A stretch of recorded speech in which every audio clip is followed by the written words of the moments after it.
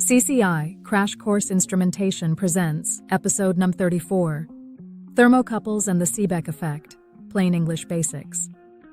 Fresh after episodes 19 to 26 on analog switches.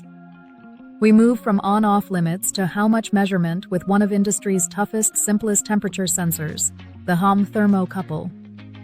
Open hook. Have you ever used a meat thermometer in a grill and watched the numbers jump fast?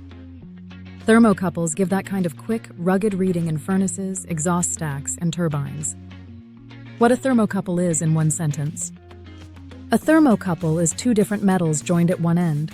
When that joined end is at a different temperature than the other ends, a tiny voltage appears. The Seebeck Effect, plain English. Two unlike metals sitting at two different temperatures push electrons differently. That push shows up as a tiny voltage called the Seebeck voltage. Hotter difference, bigger voltage. Switch the metals or flip the hot and cold ends. Flip the voltage sign. Typical size is small, a few tens of microvolts per degree Celsius, millionths of a volt per degree. Hot junction, cold junction, and why we need both. The joined end is the hot junction, the measuring point. The instrument terminals live at the cold junction, the reference point, inside your transmitter, indicator, or input card. A thermocouple measures the difference between hot and cold. If both ends are the same temperature, the output is 0. To know absolute temperature at the hot junction, the instrument measures the cold junction temperature and corrects the math. This is called cold junction compensation, CJC. Wire types, polarity, and color hints keep it simple.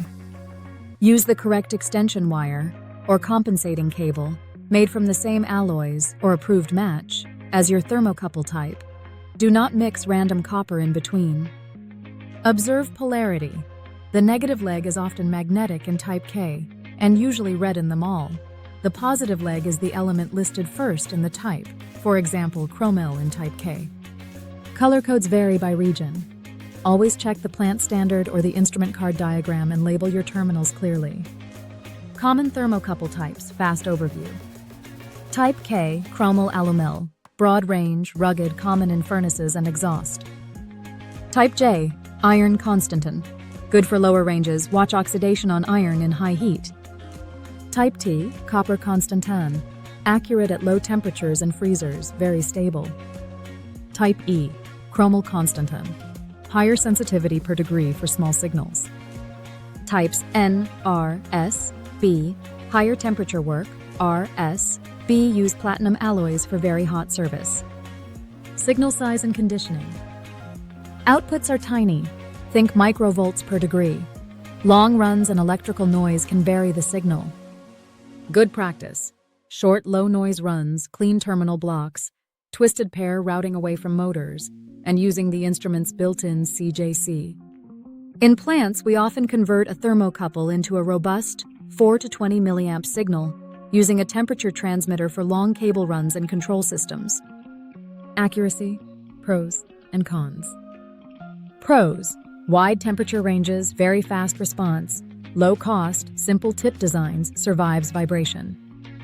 Cons: small signals that need careful wiring, drift at extreme heat, errors from wrong extension wire, errors when the cold junction is poorly measured. Accuracy tip: for best results, keep the hot junction where the real process heat is, avoid thermal shunts, big metal brackets that steal heat, and give the tip good contact or flow. Quick lab, safe and simple.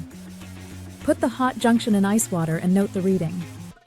Put the hot junction in warm water and watch the voltage grow. Notice the fast response. If your meter supports thermocouples, watch how the readout uses CJC to give degrees directly.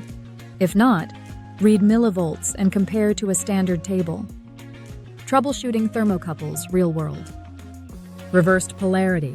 Temperature reads down when it should read up. Swap the legs. Open circuit. Many transmitters force the output to upscale, for example 22 milliamps, or downscale, for example 3 milliamps, to flag the fault. Ground loops or shielding mistakes. Noisy, jumpy readings. Bond shields at one end only per your standard. Unexpected junctions. Anytime dissimilar metals touch, you create extra little thermocouples. Use proper connectors and keep junction blocks isothermal. History nugget memorable. Thomas Johann Seebeck discovered the effect in 1821. Later, Jean Peltier and William Thomson, Lord Kelvin, completed the thermoelectric trio with heat pumping and temperature gradient insights that still power today's sensing and cooling devices. Wrap up, what to remember. A thermocouple is two different metals, one hot junction, one cold junction, and a tiny voltage that tracks the temperature difference.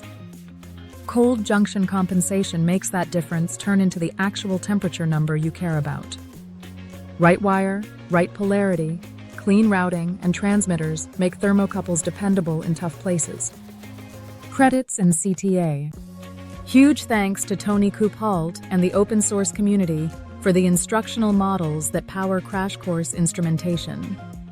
If this helped, please like the video, subscribe to Crash Course Instrumentation, and share with a classmate or coworker.